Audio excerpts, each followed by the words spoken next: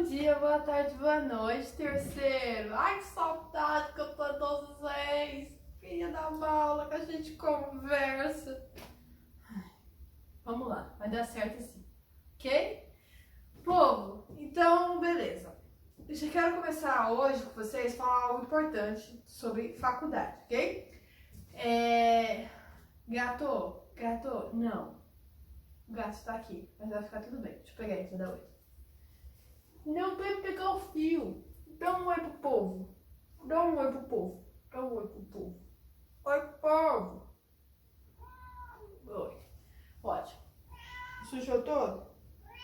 Talvez. Ok. Então, vou falar um pouquinho sobre pesquisa científica, ok? E cada vez mais isso está sendo importante, principalmente na nossa realidade atual, beleza? Então, vou começar com pergunta que eu queria que vocês respondessem presencialmente, mas, né, situação não tá dando. Qual a função da universidade? Imaginem na mente de vocês. Qual que é a função? Ensinar, formar pessoas, formar profissionais, certo? Tá certo isso aí? Mas eu vou falar aqui o tripé da faculdade, ok? Da universidade. Esse é o tripé, tá? Tão é real isso que se você jogar no Google tripé da universidade, imagens, você vai achar essa imagem, porque foi isso que eu fiz, ok? Não é algo que eu tô fazendo, que da UP, isso é o tripé da universidade, ok? Então, o ensino, a pesquisa e a extensão. Vou falar um pouquinho sobre cada uma delas, ok? Então, ensino, mais que a gente conhece, é o sala de aula, é formar pessoas, é transmitir conhecimento, é capacitar pessoas, formar profissionais adequados, é pesquisa, que é o que a gente vai falar hoje, aprofundar mais. Então, de inovar, de buscar coisas novas, ir atrás de conhecimento, tá? E a extensão, que eu também vou falar, que é de levar o conhecimento a outras pessoas. Extensão disso, de estender o conhecimento, de levar a outras realidades, a outras pessoas que não chegam até a universidade. Então vamos lá. Talvez a aula de hoje fique grande, ok? Depois eu corto, faço em duas. Então, primeiro, a universidade o primeiro que ele trazer aqui uma fala do professor titular do Departamento de Engenharia Mecânica da USP, que ele fala: uma universidade que não faz pesquisa é basicamente uma escola de terceiro grau, é uma escola normal, que não gera conhecimento novo e só ensina aquilo que já é sabido. Essa é a diferença essencial, ok? Porque a faculdade é uma extensão da escola, de certa forma a parte do ensino mas ela é mais que isso. Ela não é só uma escola para formar profissionais. Ela tem que levar a pesquisa, ela tem que gerar conhecimento e não só transmitir ele, ok? Então, outra fala aqui do pró-reitor de pesquisa da USP você só tem autonomia em qualquer nível como sociedade se você tiver o seu próprio conhecimento, ok? O que ele quer dizer com isso? Carros passando na rua. O que ele quer dizer com isso? Você só tem autonomia no sentido de você consegue fazer coisas independentemente se você tiver o recurso para fazer aquilo. Recurso, método, pessoas, laboratório para fazer isso. Motos passando agora. E essa fala aqui era de 2007, 2008, é uma fala bem antiga. Esse slide está montado faz 2 anos, pra você ter noção, que eu uso ele. E caraca, que se não é nossa realidade agora, a gente não está conseguindo fazer teste do corona, porque a gente não tem reagente para isso. A gente não tem essa autonomia porque a gente não teve esse investimento em pesquisa. Mais pra frente eu vou estar falando mais sobre isso, ok? Então, para que você vai pesquisar? Para que tem que saber qualquer coisa aí que você pensa em pesquisa, tipo, vou pensar, sei lá, qualquer coisa aleatória. Sobre, já que eu tô vendo os bichos aqui, como os animais se relacionam entre si. O que isso vai precisar para a sociedade, isso aqui? Tudo vai ter alguma necessidade para a sociedade, ok? as pessoas podem achar que a pesquisa da área de exatas é mais importante do que a da área de humanas, e não é, elas só têm funções diferentes, ok? E utilidades diferentes, e ambas são importantes, e são essenciais, são importantes para algumas áreas, e de certa forma, em algum momento, elas vão ser importantes para grandes áreas, como é o caso da necessidade, por exemplo, agora, de laboratórios para administração e criação dos testes para o coronavírus, ok? O Brasil, no momento, não tem autonomia para fazer os testes, porque o material que necessita para fazer os testes, a gente não tem, tá? Que são os reagentes. Porque não teve investimento em pesquisa e em laboratórios há muitos anos, depois eu vou trazer dados. E por isso não acharam que é importante, agora que está sendo importante, ninguém está fazendo, ok? Então aqui eu queria trazer alguns exemplos de pesquisas que a gente não para pensar, mas que as universidades brasileiras fazem. Por exemplo, aqui é o laboratório da USP que desenvolveu uma molécula capaz de tratar insuficiência cardíaca em ratos. Então, com a pesquisa, talvez, dificilmente as pesquisas, principalmente na parte da farmacologia, assim, elas têm um início e um fim linear, tá? Talvez eles não estavam pesquisando nada sobre isso, que é outra pesquisa que eu vou falar mais pra frente. E aí, descobriram tal resultado pode ser importante para tal coisa, e tudo isso é necessária a pesquisa para ter esse conhecimento. Tá, outra pesquisa da USP, da USP? Não, do Butantan. Pesquisas básicas com o veneno de jararaca, realizada por pesquisadores da USP na década de 60, levaram ao desenvolvimento do captopril, um dos medicamentos antihipertensivos mais usados no mundo até hoje. Então, desde a década de 60, o pessoal da USP está estudando o veneno dessa cobra, da jararaca, e aí eles descobriram essa propriedade de abaixar a pressão, de hipertensivos, antihipertensivos. Então, e agora você pode ter esse medicamento. Eu vendo esse medicamento na farmácia do meu pai, talvez seu pai, seu avô tome esse medicamento, e não foi alguém que falou assim, vamos fazer um remédio para pressão, e aí vamos começar usando o veneno da jararaca? Obviamente não foi assim, mas eles tiveram recurso para fazer isso e descobriram essa propriedade do veneno da jararaca, e por isso eles chegaram a esse medicamento que hoje salva vidas, ok? E aqui outras pesquisas, eu só digitei no Google brasileiros descobrem que, e aí apareceu todas essas. Então, aluno de Universidade Federal desenvolve concreto permeável sustentável, então que absorve a água da chuva. Novas bactérias desenvolvidas pela UFPR devem diminuir o uso de fertilizantes nitrogenados. Unicamp desenvolve remédio inédito capaz de matar células de câncer de bexiga. Robôs da UFF alunos da UFF desenvolvem próteses robóticas de baixo custo. USP desenvolve vacina para combater tumor cerebral. O FMG cria espuma que absorve agrotóxicos da água e dos alimentos. Asfalto que absorve chuva, já foi esse. E a Universidade Estadual da Paraíba desenvolve purificador de baixo custo para distribuição a famílias de baixa renda. Okay? Então, todas essas pesquisas que não são anunciadas em jornais, a gente não fica sabendo, mas que mudam a vida de várias pessoas, ok? Imagina essas famílias de baixa renda que agora conseguem ter purificador de baixo custo, então conseguem ter acesso à água tratada, água pura, conseguem utilizar cozinhar seus alimentos, tudo isso. Pessoas combatendo câncer e outros tipos de tumores, de doenças. Então, tudo isso acontece e a gente nem fica sabendo. Ok? Então, eu tinha que abrir um site, não abri, esqueci de abrir antes. A gente abre agora.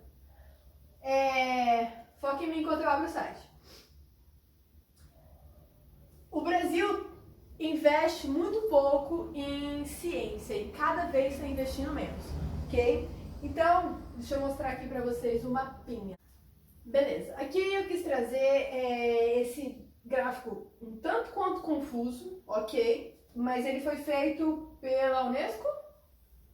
Qual foi a agência? Pela Unesco, ok? Que é o site da Unesco. Que ele calcula, Unesco, o gasto de investimento em ciência e desenvolvimento das nações, ok? Então eu vou explicar aqui como que funciona para vocês entenderem esse mapa. Eu vou deixar o link depois. Então, essa é a... Aqui é o X ou é o Y, gente? X? Acho que é o X. Ele fala a quantidade de pesquisadores por milhão de habitantes, tá? Então aqui 1.000, 2.000, 3.000, 4.000, 5.000, 7.000, 8.000, 9.000 pesquisadores a cada 1.000 habitantes. E o Y aqui é o gasto em ciência e desenvolvimento em porcentagem do PIB, ok? Então é porcentagem do PIB. Então, tipo, nações que ganham muito dinheiro, claro que investem muito. Então, por isso eles fizeram calculado pela porcentagem do PIB. Então, o produto interno bruto daquele país e quanto por cento desse produto interno bruto foi investido em ciência e desenvolvimento, ciência e tecnologia, ok? Então, nós temos aqui no mais alto, então, o maior número de pesquisadores em milhão de habitantes está Israel, que é uma coisa que a gente não para a pensar em Israel como uma grande potência de pesquisadores, mas lá é, tá? Se você assistir alguns documentários, vai sempre ter algum... Por exemplo, como não sei se eu falei na sala de vocês, que eu estava assistindo aquele dos bebês da Netflix, esqueci o nome, enfim, que era falando sobre o desenvolvimento de bebês, e muitos pesquisadores eram de Tel Aviv, era de Israel, ok? Então, Israel está em primeiro lugar na quantidade de pesquisadores por milhão de habitantes, ok? Então, muitas pessoas conseguem ir para a universidade e fazer pesquisa, desenvolver pesquisa. E aqui, no primeiro lugar em quantidade de gasto de ciência e desenvolvimento, ciência e tecnologia, está a Coreia, ok? Coreia do Sul. Não se admira que seja um dos países que conseguiu continuar a economia e a partir dos testes do coronavírus, você já deve ter ouvido como que a Coreia está lidando com o vírus, então eles conseguiram porque eles têm, por quantidade de habitantes, eles são a nação que mais realiza testes, ok? Eu não sei números agora, mas que mais realiza testes é eles. Então, todo mundo tem teste, porque eles tinham muito investimento por ciência e tecnologia, ok? Aí nós vamos, todos os primeiros países aqui são de primeira linha, digamos assim, ok? As cores significam O que significa as cores? Ignora, eu não sei o que significa as cores. Eu ia falar que era região, acho que é região, é porque os roxinhos é América do Norte, Europa, aqui é Ásia, tá? É América Latina, aqui é Oriente, ok? Então, o tamanho da bolinha é o total bruto, ok? Então, tipo, a gente vê que as maiores bolinhas é Estados Unidos e China, porque eles têm os maiores PIBs, por isso que é grande. Mas ainda assim, você pode ver que a quantidade de pesquisadores da China é meio baixa, porque lá tem muita gente, ok? Nos Estados Unidos já é mediana, ok? E a gente vê que no Brasil a gente está bem mal colocado também. A gente está mal colocado no X e no Y, ok?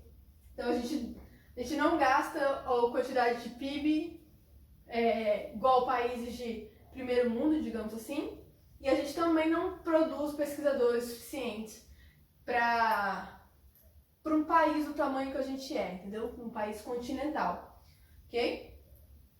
Certo? Esse aqui é muito interessante esse mapa, você fica vendo, depois você pode clicar e ver as informações. Por exemplo, ó, eu não sei de que ano esses dados, mas eu sei que eles tentam atualizar o mais rápido possível. Se for, acho que é 2017, por aí, porque quando os dados foram liberados. Então, o Brasil gasta 1,3% do PIB em ciência e desenvolvimento, ciência e tecnologia, que dá esse valor em dólares. E o número de pesquisadores por milhão de habitantes é 887, ok? Se a gente comparar, por exemplo, com Israel, que é o primeiro lugar, você tem 8.000, okay? Que gasta 4% do PIB, ok? A Coreia também gasta 4,3%. Vamos ver, Estados Unidos.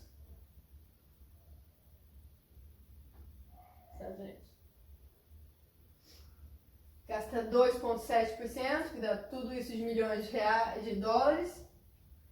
Certo?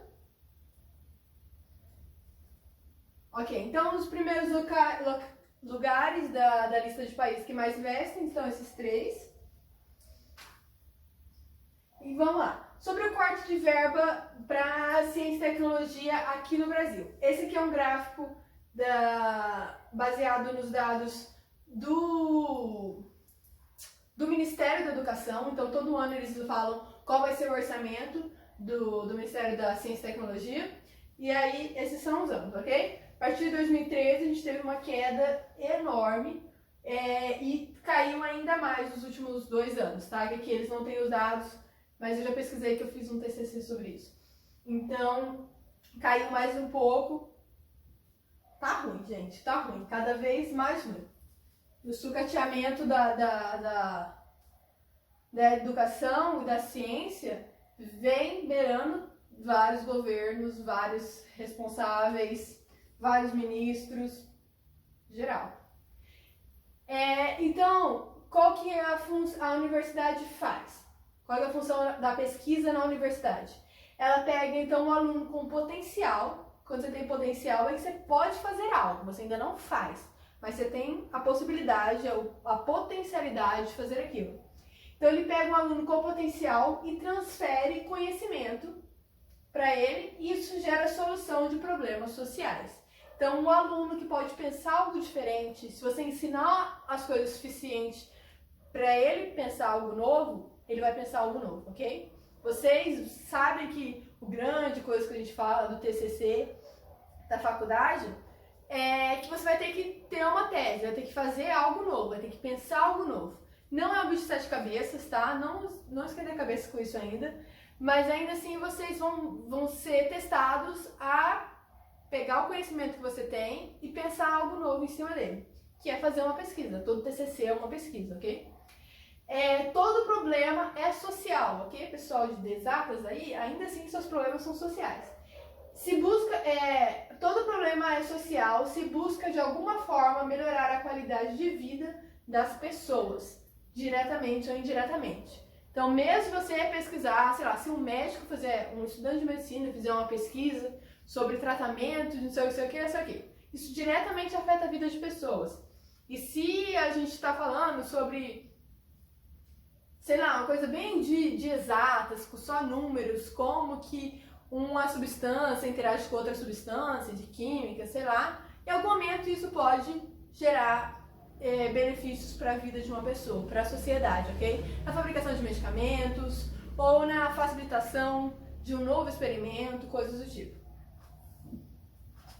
Detalhe, as pesquisas que dão errado, ainda assim são pesquisas importantes, tá? Se você tinha uma tese e no final a sua tese foi negativa, você não chegou àquilo, ainda assim, você saber que aquilo não é verdade é muitíssimo importante. Porque você já sabe que aquilo não é verdade, então você segue para outra coisa. As pessoas não vão ter que novamente fazer aquela pesquisa para descobrir que aquilo não vai dar certo. Você já fez isso e ainda assim é importante. E aqui eu trouxe mais pesquisas sobre diversas coisas. Então, artigo da Nature. Nature se não for a revista científica de maior importância, ela tá, sei lá, top 2, top 3.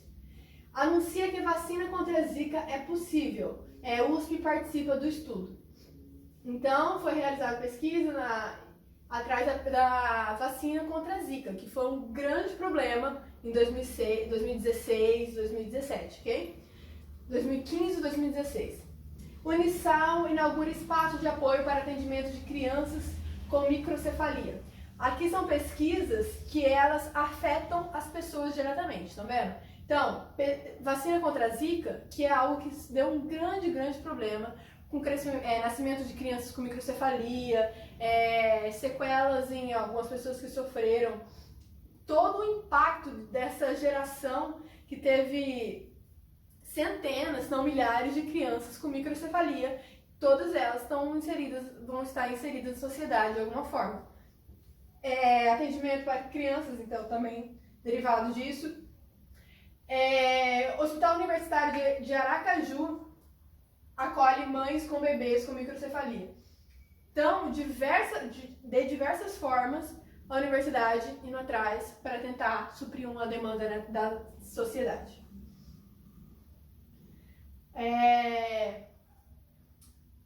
Pesquisadores comprovam que a Zika causa microcefalia, lembrando que demorou muito tempo até terem essa associação, essa relação entre a Zika e a microcefalia, porque primeiro necessitava do tempo até a gestação chegar ao fim, até aquele bebê nascer. Depois a ter uma amostra suficiente de mães que tiveram Zika e depois microcefalia e qual que é essa relação. Então demorou muito, infelizmente, porque não tinham pesquisas relacionadas a isso acontecendo de forma muito direta e tal.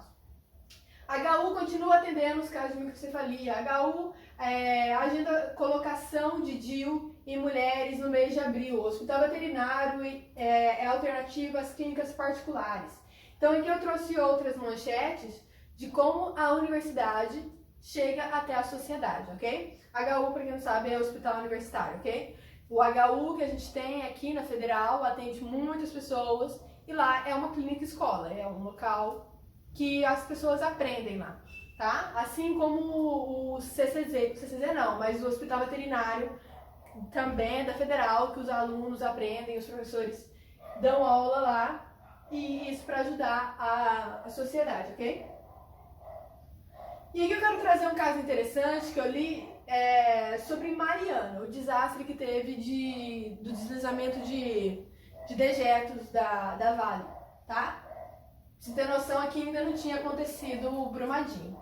Tá. Em Mariana, há 3 anos, já faz muito mais tempo, tá? Uma barragem de mineração se rompeu, jorrando lama e estragos por todos os lados, causando morte e destruição. Sim, os impactos foram sociais e também ambientais, sem dúvidas. Tempos depois, a região começou a apresentar casos de malária que se desenvolveram em vários lugares. Casos de malária depois do deslizamento. Por que será? Pensem aí um pouquinho. Não pode ler. É segredo. Por que aumentou o número de casos de malária depois disso? Lembrando que malária é transmitido por mosquito, tá? Igual a dengue. Tá? 3, 2, 1, tempo. Beleza. Uma das hipóteses que pode explicar a rede que se constitui entre meio ambiente, produção industrial e saúde humana é que a lama jorrada pela mineradora Samarco provocou a morte dos sapos da região. Como os sapos comem mosquitos, a cadeia alimentar ficou alterada e os insetos que provocaram a malária ficaram sem predadores, ok? Então, a partir de pesquisa, aumentou o número de malária, que é uma doença muito ruim, aumentou o número de casos de malária na região de Mariana, e aí os pesquisadores foram atrás, as universidades foram atrás, e descobriram que, por que estava aumentando esse caso? Porque os sapos, que eram que se alimentavam dos mosquitos, tinham ido embora, ou tinham morrido devido ao estrago do meio ambiente. Então, é uma cadeia de coisas que se alguém não parasse para ver, a gente não ia pensar tipo, que lama faz poça e poça traz mosquito. Mas viu, é um pouco mais longe que isso. Então, eu quis trazer aqui, essa tá ruim de ler, né? Deixa eu dar um zoom para ficar melhor.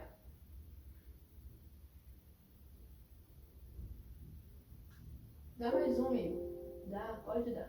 Vai com fé.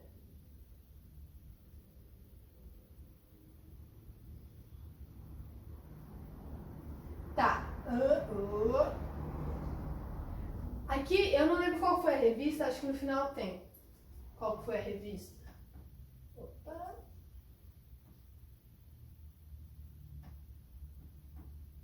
Calma aí, gente, vai dar certo. Tá, uma revista eu não sei se é em inglês ou em português, Analytics, que fez essa pesquisa. Que ela analisou calma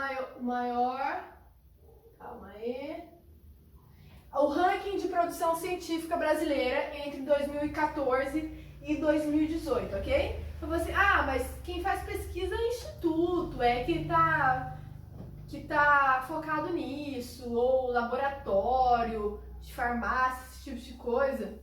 E eles fizeram um estudo para pensar sobre isso. Então, eles fizeram o ranking das 50, depois eu coloco o maiorzinho. E a quantidade é o top, os top 3 são universidades estaduais, ok? Temos a USP, a Unesp e a Unicamp, com a quantidade de documentos que eles produzem. Tá? Como que é feita essa quantidade de documentos? Você faz pesquisa ou no seu TCC, ou na sua iniciação científica, ou na sua extensão, basicamente é isso, ou na sua pós-graduação, seu mestrado, doutorado, ok? Então, nos finais dessas coisas aí que eu falei, vocês têm que fazer uma pesquisa. E aí, quando você publica isso, que aquilo é aprovado, esse é o ranking de pesquisa, de documentos, ok? Detalhe, eu não sei dizer, eu acredito que sim. Tá, tô pensando aqui. Ok. O lance não é só você fazer, tipo, Laura, não quer dizer que todo mundo que faz TCC conta. Então não vale, porque a USP tem, sei lá, muita gente. E todo mundo tem que fazer TCC. Não é isso, são artigos publicados, ok? Para você ser publicado, é outro passo. Você tem que fazer tudo isso que eu falei. E aí você tem que pedir para uma revista científica, ou para mesma revista científica, ou um artigo, revista científica que... Cachorro latindo. Laila, não. Vem cá, vem. Vem. Para eles publicarem sua revista. Então você vai passar por um critério de avaliação. Várias pessoas vão ler seu artigo, ver se não está nada errado. Então, uma coisa é você terminar sua pesquisa, outra coisa é você publicar ela, que é um feito, tá? Tem até uma lei urbana. Ai, Deus. Pronto. Tem até falam que se você conseguir publicar um artigo antes de terminar a faculdade, você não precisa fazer TCC. Só que você tem que fazer um artigo e publicar em uma revista. Você tem que passar pelos critérios da revista. É tramposo, é trabalhoso. Mas, cara, se tem um artigo publicado, você é um pesquisador foda. Tá? Então aqui nas universidades, eu vou abaixando para vocês verem as maiores pesquisas do Brasil, o maior número de pesquisas no Brasil é feito, aqui são todas estaduais, aqui são todas federais, ok?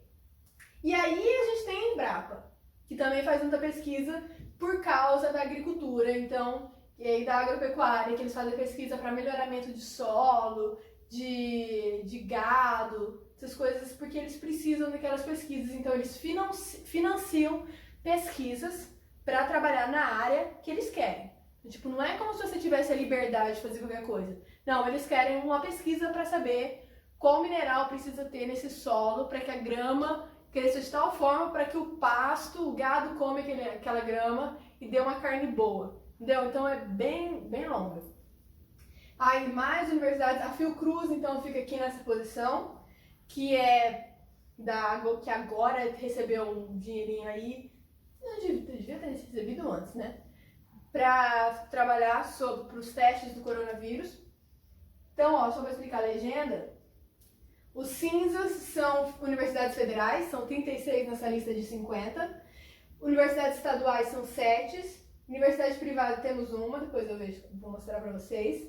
Instituto Federal também 1. E 5 institutos de pesquisa, que são focados na pesquisa, ok? Tá? Todas federais, estaduais. Tô vinculado.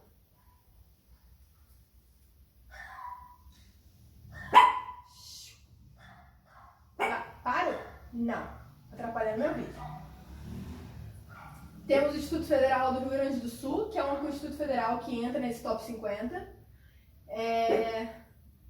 E a única particular que entra é a PUC do Paraná.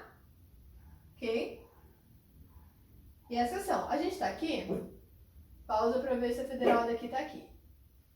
Eu acho que tava, hein? Eu lembro que eu vi notando.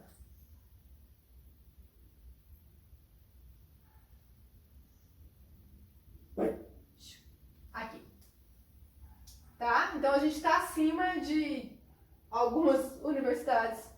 Por exemplo, Maringá. A gente está acima de Maringá em número de pesquisas publicadas. Ok? Seguimos. Então vamos lá. A diferença entre universidade e faculdade. Importante. Ah, mas você não vai para faculdade? Ok, faculdade é o lance do ensino. Então vou ler aqui. As faculdades não oferecem cursos de extensão ou programas de iniciação científica. Elas não possuem autonomia para criar cursos e o corpo docente precisa apenas ter pós-graduação lato sensu. Todas as universidades são divididas em faculdades e os programas de pesquisa são coordenados pela universidade. Ok? Então vamos lá. FACSU. Não sei se ainda existe FACSU. Enfim, mas a FACSU é uma faculdade, quer dizer que ela não tem extensão e pesquisa, ok? Então, não oferecem cursos de extensão e programas de iniciação científica, que é a pesquisa, ok? É daqueles 3 pilares, ele só tem um, ok? A faculdade é só ensino, ok? Então, é muito importante que vocês foquem em ir para universidades. A gente usa faculdade, o termo faculdade, para falar que é a parte de ensino, mas ainda assim, as universidades têm que ter pesquisa e extensão. Continuando, então, outra coisa importante da pesquisa é que esse é um dos fatos que é tão fácil cortar dinheiro da ciência, ok? Porque a pesquisa, a pesquisa é de prevenção e não sob demanda. Diferente de alguns institutos que eu mostrei, que eu falei que tem a demanda, quer dizer que precisa pesquisar sobre tal coisa e por isso se pesquisa, a pesquisa nas universidades, elas surgem, elas são de prevenção. Então, eu estou fazendo essa pesquisa para descobrir esse remédio que às vezes não precisa, mas vai que um dia precisa. Okay? Não são sobre demanda. Por quê? Porque elas necessitam de muito tempo e não podem ser feitas apressadas. Algumas pesquisas são feitas apressadas. Grande exemplo que a gente está vendo hoje em dia, o remédio hidroxicloro... Jazina. Não é esse. Jazida. Não também. Você não sabe. Que para o tratamento do coronavírus. Então fizeram uma pesquisa muito correndo. Cloroquina. Hidroxicloroquina, muito obrigada. E utilizaram uma amostra muito pequena, quer dizer que a quantidade de pessoas que eles escolheram para fazer o teste foi baixa, foi 20 pessoas, se eu não me engano. E fizeram em cima da hora. E se você tem um pesquisador influenciado, quer dizer que ele queria que desse certo de alguma forma, ou que as pessoas que estavam fazendo a pesquisa queriam que desse certo de alguma forma, você tem uma pesquisa influenciada. Isso não é positivo. Isso gera um conhecimento, qual que é o termo? Enviesado. Que ele segue a linha de raciocínio que a pessoa quer. Isso não é positivo. Isso é algo que as revistas se buscam muito para não ter pesquisas enviesadas. Que é pesquisas que querem que chegue a tal resultado, entendeu? Os pesquisadores têm que ser isentos de opinião na hora de fazer suas pesquisas, de certa forma. E como não é sobre uma demanda, as pesquisas não parecem ter importância da forma que ela tem. Mas no futuro, quando necessitar de algo, a gente vai ter essa falha, porque não tem pesquisa em relação a isso, ok? Um exemplo que eu dou é, pode existir uma crise no café ou na soja. Eu fiz esse slide ano passado, então a gente está com agora uma pequena crise, só uma pandemia global, coisa pouca assim. Nem sei que eu tô gravando essa aula. Que está gerando, por falta de pesquisas na área, principalmente aqui, a gente não tem o recurso suficiente. Então, dando um exemplo diferente, se tiver uma crise na soja ou no café brasileiro, que é um dos grandes grãos que a gente exporta. Então, nossa economia é muito baseada no café e na soja. Se acontecer, a gente tem, tipo, só uma espécie de café, só uma espécie. E acontece uma praga e acaba isso, o que acontece com a nossa economia? Acaba. Se ninguém fez uma pesquisa para descobrir novos grãos de café, novas espécies de café, ou para acabar com doenças específicas do café, acabou pra gente, tá? E é isso que está acontecendo em todo mundo que não tem pesquisa relacionada a pontos ideais. Então, direto ou indiretamente, todos os setores da economia e da sociedade se beneficiam de alguma forma dos recursos humanos e do conhecimento científico gerado nas universidades de pesquisa nacional, ainda que isso não seja óbvio para muita gente. Ok? Importante. Então, direto ou indiretamente, vou ler de novo que é importante. Assimila, povo. Todos os setores da economia e da sociedade, todos os setores, se beneficiam de alguma forma dos recursos humanos, quer dizer, dos pesquisadores, das pessoas que sabem sobre aquele tema, e do conhecimento científico, então, daquilo que foi pesquisado, dos resultados, gerado nas universidades de pesquisa nacional, ainda que isso não seja óbvio para muita gente. E como não é óbvio para muita gente, eles cortam o orçamento. E como não é óbvio para mais gente ainda, ninguém fala, gente, não pode cortar o dinheiro da ciência, depois como que vai fazer? Ok? Países que tiveram investimento grande em ciência, como a gente viu no gráfico, são grandes potências hoje, ok? O lance é que a pesquisa ela não é imediata, você não é nessa geração que você vê os efeitos, não é rápido que você vê os efeitos da pesquisa, é há muito tempo. E por isso que mais pessoas precisam lutar para que a pesquisa continue viva e tenha um orçamento melhor, ok?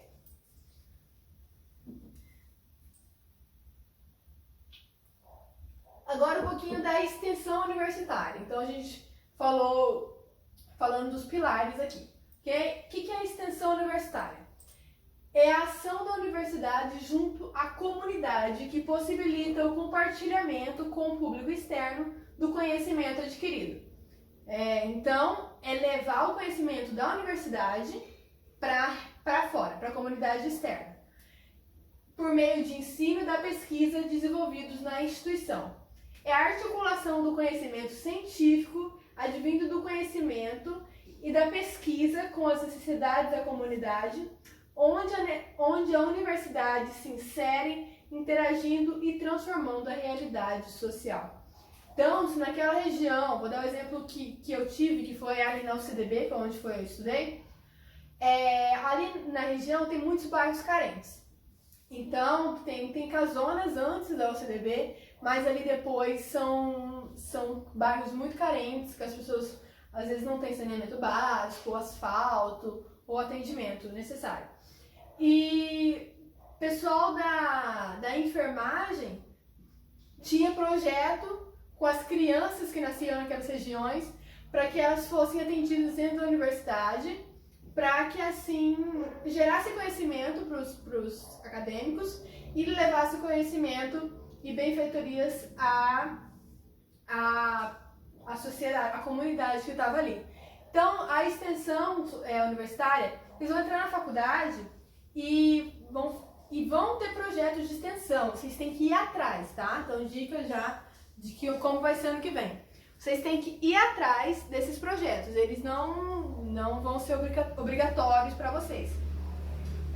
Projetos de extensão eles normalmente têm que juntar mais de um curso, normalmente cursos de áreas diferentes, para gerar conhecimento para esses dois tipos de acadêmicos. Uma extensão que eu fiz chama Cão Terapeuta, que eu não sei se eu já falei com vocês sobre isso, que era um projeto que incluía zootecnia, veterinária e psicologia, que era de sinoterapia, que era terapia com animais, com cães. Então a gente levava animais para hospitais, para asilos, para casas de recolhimento, como que chama? Tipo, casa Peniel, de crianças que são tiradas da família. Então a gente fazia isso. Que era um projeto para a comunidade, não necessariamente a comunidade em volta da universidade, mas ainda assim a comunidade. E com isso o pessoal da psicologia ensinava o tratamento humano, o pessoal da veterinária, o pessoal da veterinária ensinava como é o comportamento canino e como interagem, e assim troca conhecimento, ok? Muito importante fazer extensão, tá? Tem muita extensão muito legal, não tem custo, você organiza de acordo com o seu tempo, não é obrigatório, então é interessante você fazer, só que vale como horas complementares, que no final você vai precisar. Iniciação científica, ok? Terceiro pilar aqui que a gente está falando. Então, o ensino é o básico, bumbum na carteira e aprender coisinhas.